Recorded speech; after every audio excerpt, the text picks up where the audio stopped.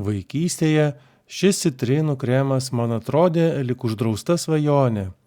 Saldžiai rūgšti paslaptis, kurią pagaliau pavyko įminti. Įpilkite 65 gramus cukraus. Sutarkuokite vienos citrinos žievelę į cukrų. Žievelę gerai įtrinkite į cukrų tiesiog paprastai pirštais.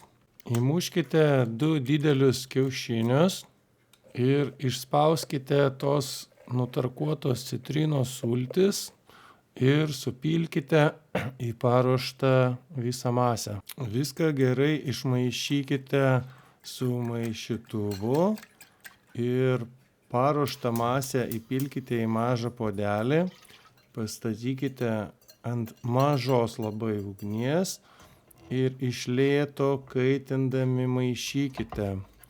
Geriausia maišyti su maišykle, ne su lopetėle ar šaukštu.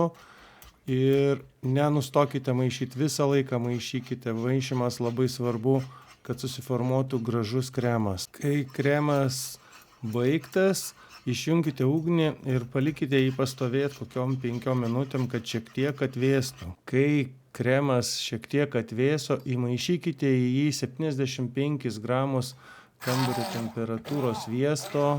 Sviestą supjaustykite kubeliais. Sviestą gerai įmaišykite į kremą naudodami blenderį. Gautą masę sudėkite į mažus indelius ir pastatykite į šaldytuvą bent 1 valandai atvėsti. Na va, štai koksai gražus ir skanus gavosi mūsų citrinų kremas. Taip pat šį kremą galima gaminti ne tik iš citrinų, bet iš bet kokių kitokių citrusinių vaisių. Galite pabandyti apelsinus, mandarinus, kas jums patinka.